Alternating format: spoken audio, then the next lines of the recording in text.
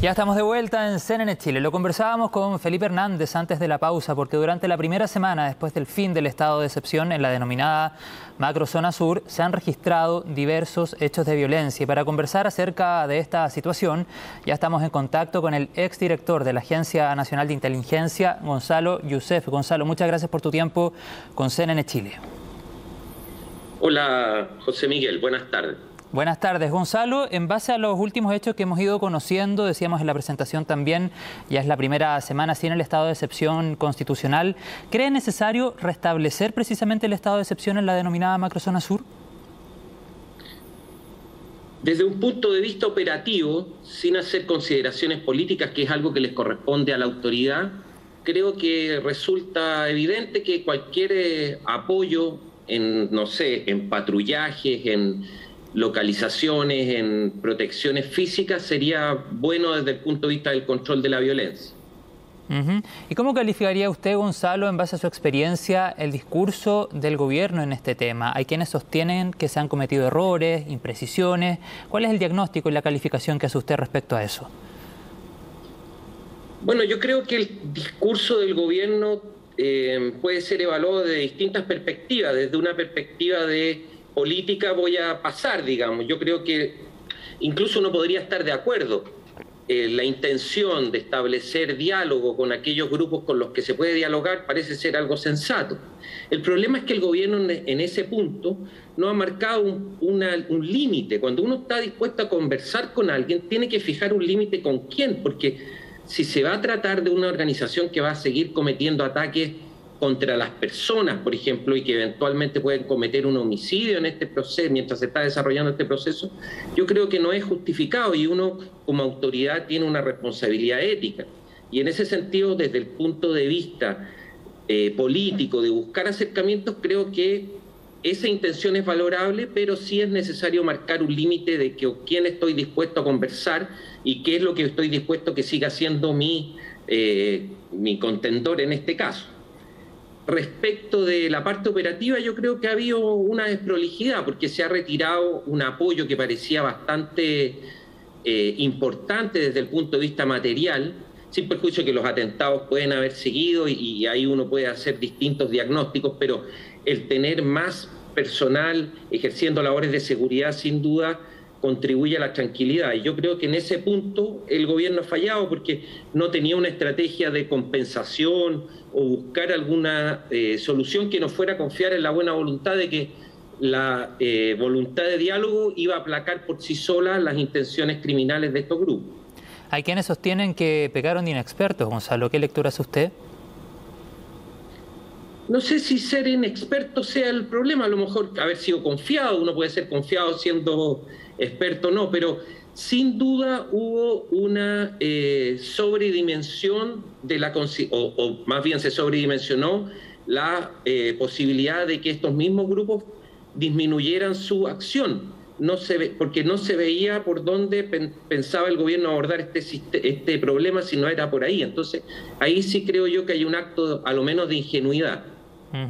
Gonzalo, bueno, quiero hacerle varias preguntas, pero en base a lo que usted me respondía anteriormente, ¿considera que el gobierno se equivoca al generar muchas expectativas en torno a este tema, al incluso antes de asumir abrirse a la posibilidad de dialogar con agrupaciones como la CAM, o a pocos días de haber asumido viajar a la comunidad de Temucuicui con las consecuencias que ya conocemos? ¿Cree que faltó una planificación mucho más acabada y que de alguna u otra forma se tomaron acciones muy rápido, a solo horas, a solo días de haber asumido el gobierno?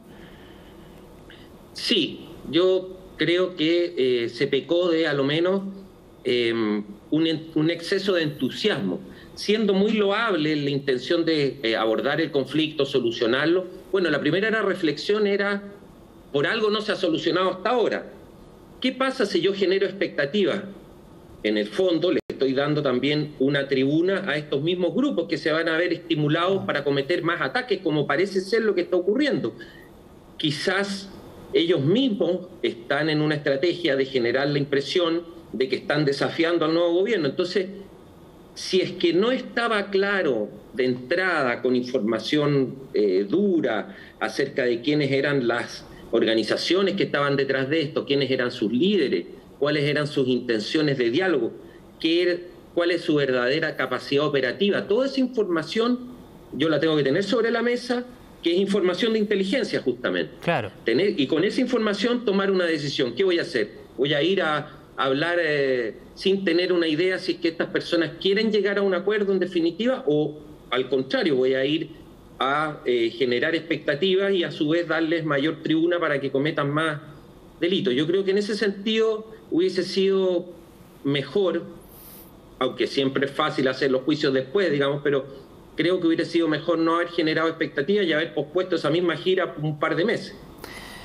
A ver, dos temas, Gonzalo. ¿Usted insistiría en el diálogo? Y por otro lado, en base a su experiencia, ¿cómo cree debiese ser la estrategia para poder ingresar en la zona y poder llevar a cabo este anhelado diálogo que, de alguna u otra forma, sigue siendo la bandera que quiere defender el gobierno? Bueno, uno no puede estar contra el diálogo, eso es evidente, y lo reitero, y eso ha sido la postura, creo yo, de todos los gobiernos desde que se volvió a la democracia. Desde el gobierno de Patricio Aylwin, que estamos dialogando en cierto sentido, y todos los gobiernos dicen, mire, vamos a hacer todos los esfuerzos, vamos a hacer reconocimientos, y eso, digamos, creo yo que nadie está en desacuerdo, si el tema es el otro, digamos. ¿Pero qué estrategia levantaría usted, Gonzalo? ¿Cuál cree podría ser el camino indicado? Primero, creo que, como señaló ahora sí con más realismo el subsecretario de Interior, este es un tema complejo que no se va a solucionar de la noche a la mañana y quizás no en esta administración. Esa es la primera constatación que hay que hacer. Y luego hay que tener información para poder ver cómo enfrentar el conflicto, información que yo no tengo y que las autoridades sí deberían tener, si es que a lo menos hay una información de inteligencia suficiente. Pues yo primero vería quiénes son los grupos que están, quiénes son sus líderes, cuál es su disposición al diálogo. ¿Realmente tienen disposición al diálogo? El gobierno debería tener a lo menos esa aproximación. A lo mejor es un grupo que no tiene ninguna intención de dialogar. Y eso va a determinar qué es lo que voy a hacer yo, quiénes son sus líderes relevantes. Tengo posibilidades de avanzar por ese camino, y luego de definido aquello, veo cómo, con quién y cuándo me siento a conversar. Por otro lado, tengo que hacer un refuerzo de la seguridad, y eso es evidente. Y creo yo que el estado de excepción, tal como se había venido empleando, y debo reconocer que en un principio a mí no me parecía muy acertado, decía, mire, a lo mejor vamos a traer conflictos con los militares, van a generarse situaciones que van a incendiar el problema, y parece que no ha sido así. Entonces, como no ha sido así, yo creo que habría que, como segunda parte de estas, digamos, parte medular, porque el tema del diálogo estamos todos de acuerdo, pero como segunda parte yo diría, bueno, hay que dar cierta seguridad, los caminos tienen que tener custodia. Cuando los tribunales dan una orden de protección, tiene que haber efectivamente unas personas que cuiden.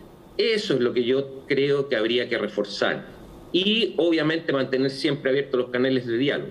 Claro, usted decía, Gonzalo, recién, bueno, obviamente el diálogo es algo que todos propulsamos y sin lugar a dudas sería el camino más adecuado para encontrar una solución a este o cualquier tipo de conflicto.